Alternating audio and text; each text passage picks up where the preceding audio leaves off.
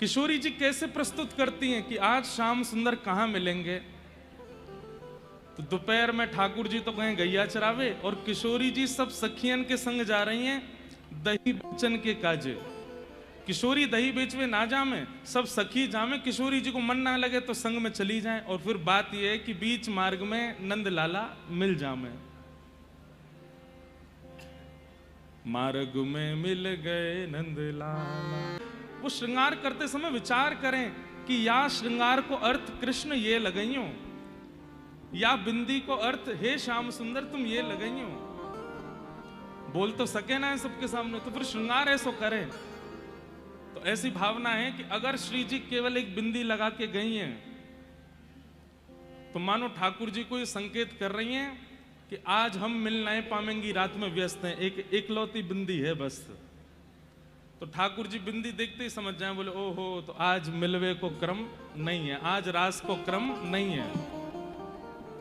दूसरे दिन जब श्रृंगार करके आमे तब किशोरी जी के एक बिंदी है और वाके आसपास जैसे बिंदी के आसपास आकृति बना ले ना, कछु सुंदर सी कमल जैसे बना ले, बीच में बिंदी है। वहां से ठाकुर जी समझ जाए ओहो आज बिंदी के आसपास कछु आकृति बन रही है, यानो श्री जी आज्ञा कर रही है कि आज रास करेंगी। लेकिन कहां करेंगी? तब ठाकुर जी वस्त्र देखें तो वस्त्र कैसे हैं? नीले वस्त्र हैं और नीले वस्त्र में गुलाबी गुलाबी कछु छापे हैं। तो ठाकुर जी समझ जाए नीलो मतलब सरोवर, गुलाबी मतलब कमल। जा सरोवर में कमल खिले होंगे वहां रास होएगो। और ठाकुर जी सोचा रास करवे वाले कमल वाले सरोवर तो बहुत हैं ब्रज में, कौन से सरोवर पर करेंगे? तो फिर किशोरी जी के श्री अंग में जो वस्त्र आभूषण है ठाकुर जी और गौरते देखें कौन से सरोवर पर करेंगी। तब ठाकुर जी देखें कि पीछे की जो ओढ़नी है वहां में कहीं कहीं मयूर बन रहे हैं। तो ठाकुर जी देख के समझा ओहो जहां दिन भर मयूर रहमे कहां है, वह सरोवर के पास मिलेंगी।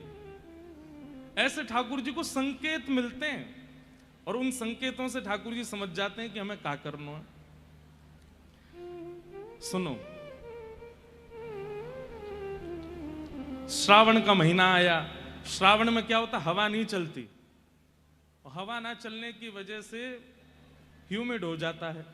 तो कई बार मुखमंडल पे प्रश्वेत आ जाते हैं, पसीना आ जाते हैं। आज श्री जी इतना सुंदर श्रृंगार करके गई हैं, ठाकुर जी को मानो ये संकेत देवे के लिए गई हैं कि आज रात्रि में छाक होएगी। छाक मतलब भोजन होएगी, सबरे सखान ने लेके आई हो और हम सब सखीन ने लेके आवेंगे, निकुंज में बैठ के रास भी करेंगे और भोजन भी पाएंगे। तो वह आकृति से किशोरी जी अपना श्रृंगार करके आई, खूब सारी पत्रावली बना करके आई, ठाकुर जी को संकेत देवे के काजे। लेकिन मार्ग में चलते चलते श्रावण को महीना है, प्रश्वेत के बिंदु आए तो किशोरी जी ने कैसे किया तो जो पत्रावली बनी काई वो मिट गई। अब जैसे श्याम सुंदर सामने आए ठाकुर जी तो गौर से देखें संकेत कहा है, पढ़ लूं जल्दी नहीं तो बाद में वो डांट पड़ेगी नहीं कियो वाक्य अनुकूल। तो अब किशोरी जी सामने आई तो पत्रावली जितनी वो मिट गई। तो ठाकुर जी बोली आज तो कोरो मुख है, मानो किशोरी जी कह रही हैं आज कछु ना है, हम नंद भवन रहेंगे, जे बरसाने रहेंगे, आज कोई मिलवे को क्रम है नहीं। किशोरी जी कोई संकेत लेके नहीं आई हैं। जाते जाते किशोरी जी ने इशारों किया, बोले समझ गए? ठाकुर जी बोले हाँ समझ गो। किशोरी जी ने सब सखीन से बोली श्याम सुंदर आज आवेंगे और बढ़िया सुंदर व्यंजन बनियो, तू पकौड़ी बना के लइयो, तू कढ़ी बना के लइयो, तू खीर बना के लइयो, तू ये बना के लइयो। रात्रि में सब सखीन ने सुंदर सुंदर व्यंजन बनाए, श्रृंगार करके सब सरोवर पे इंतजार कर रही है। ठाकुर जी तांडुपट्टा सो रहे नंद भवन में, क्योंकि पता ही ना है कि जानो है। ओ भैया मेरे मुंह ने कथा करन दो यार, तुम नेक दे, बस रुक जाओ, बैठ जाओ, हल्ला गुल्ला मत करो। क्या बता रहा था मैं, कहां पहुंची थी लीला? हम ठाकुर जी तान दुपट्टा सो रहे हैं। श्री जी रात भर प्रतीक्षा करती रही, श्याम सुंदर नहीं आए। और जब श्याम सुंदर नहीं आए तो फिर किशोरी जी ने कोई सखी तो कही ने जाके देख के आई हो नंद भवन में कहा है रो है। ललिता विशाखा जाके ने भारती झांक के आई, बोली सबरे दिया बुझे भय, मां तो ऐसा लगे सब सो रहे दिखे। और यशोदा मैया के भवन सो कक्ष में से 3-3 खर्राटे आ रहे हैं, तो एक यशोदा जी के, एक नंद बाबा के, एक लाला के। सो गए लाला तो। किशोरी जी बोली सो गए? मुंह तो कह रहे कि मैं समझ गए हो और फिर भी सो गए। यहां हम इतने व्यंजन बना के ले गए, आन दो कल बताऊंगी। दूसरे दिन जैसे ही ठाकुर जी गए गैया चरावे, सामने तो सब सखी आ रही। ठाकुर जी फिर इंतजार कर रहे हैं, बोले कल तो इनने मनाही कर दी कि मिलेंगे नहीं, आज शायद संकेत करेंगी। आज किशोरी जी तो बिल्कुल ही संकेत नहीं लेके आई, ऊपर से ये बोह जो है ये दोनों मिल रही हैं। देखते ही ठाकुर जी समझ गए, बोले अरे राम ये तो गुस्सा सी लग रही है, कहा है गो मैंने कहा कर दियो, मुझे कौन सा अपराध है कि अरे मधुमंगल ऐसा लगे श्री जी आज ने क्रोध में। बोल ना लाला क्रोध में ना है, तो क्रोध कर करके मोही ऐसा है गो, इनको लगे ऐसे उस क्रोध ही कर रही है। ए तू रहने दे, तू ऐसी बात बनाए करे। ललिता जी से ठाकुर जी कहें क्यों कहा बात है, क्रोध में लग रही हैं आज।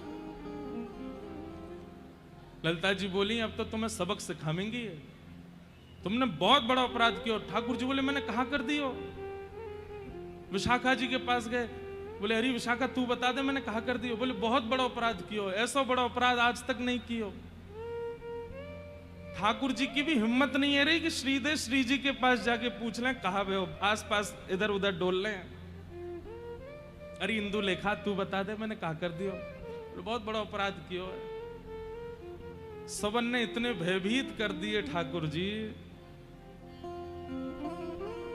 अंत तो गत्वा ठाकुर जी पर कोई उपचार नहीं। सब सकीन तो कह रहे मैं कैसे पूछूं, बोले जाओ पूछो।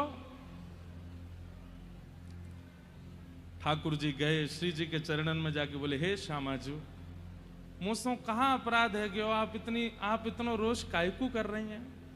किशोरी जी ने नेक देखो ठाकुर जी की ओर, इतने में तो महाराज जैसे घबरा गए हो, एक आध पटक लग गई हो ठाकुर जी को। अरे श्यामाजू आप इतनी कोमल हैं, इतनी सुमधुर आपकी मुस्कान है, ऐसे सुंदर आपके नेत्र, ये क्रोध शोभा ना दे आप पे, आप ऐसे मत करे करो। मुझे बताए दो मैंने कहा कियो। कल मैं संकेत लेके आई कि रात में छाक करेंगे और रास भी करेंगे, प्रसाद भी पाएंगे। ये सबरी सखी बहु व्यंजन बना के लाई, रात में सरोवर पे हम प्रतीक्षा करती रही और तुम तान दुपट्टा सो रहे वहां पे। अरे श्यामाजू मैं सौगंध खा के कहूं मुझे कोई आकृति ना दिखी आपके मुख पे। अब ठाकुर जी कैसे बतावे कि वो पसीना में आपको पूछ गए हो, मुझको दिखो नहीं। किशोरी जी कहे नहीं आपको दिख रहे हो, लेकिन आपको नींद आ गई हमारे आनो ना हो आप। नहीं श्यामाजू मैं तो तैयार बैठा रहूं, मैं तो तेरे ही अधीन, मैं तो हमेशा तेरे ही अधीन हूं। हे श्यामा मैं कैसे ऐसे कर सकूं। किशोरी जी मान कर रहे हैं। तब ललिता विशाखा के पास जाके ठाकुर जी बोले तुम ही कछु बताए तो कहा करूं ऐसो जासे ये न मान छोड़े। तब विशाखा जी ने कही पहले चरण पढ़ो हमारे। ठाकुर जी बोले तेरे चरण पढ़ूंगो। बोले या तो पढ़ ले नहीं तो फिर रहन दो। ठाकुर जी बोले तेरे पाम परूं भैया बताए दे क्या करना है। विशाखा जी बोली अभी चल रहा है श्रावण और हवा चले ना है, सुंदर एक झूला बनाओ और झूला सजाए करके वाकू इतना सुंदर सजाओ, इतना सुंदर सजाओ, इतना सुंदर सजाओ और फिर किशोरी जी को वह झूला को दिखा के वहां पे बैठवाओ और फिर झूला झुलाओ। इनको मन निकर जाएगा और ये जो भी आपसे अपराध बनो ये ठीक है जाएगा। ठाकुर जी बोले ठीक है ऐसा ही करूंगा। गए हैं दौड़ करके कुंज में, कोई रस्सी नहीं। हमारे ब्रज में कई ऐसी कुंज हैं जहां डाल ही ऐसी हैं कि वो झूला जैसी हैं। अब तो सब जगह नहीं है, कहीं कहीं आज भी दर्शन होती है कि दो वृक्षन की डाल ही ऐसी है कि वो आपस में झूला बन गई है। ठाकुर जी के मन में आ जाए तो अपने आप वृक्ष ये डाल ऐसी प्रकट कर दें। ठाकुर जी ने एक वृक्ष ढूंढो, वहां में इत्र लगायो, सुंदर सुंदर पुष्प माला बिछाई, एक पाटो लेके आए, बीच में पाटो लगायो, वहां पे सुंदर लेप लगा करके सुंदर तैयारी करी और किशोरी जी से जाए करके ठाकुर जी निवेदन कर रहे हैं ऐसो मान नहीं कीजे हठ छोड़िए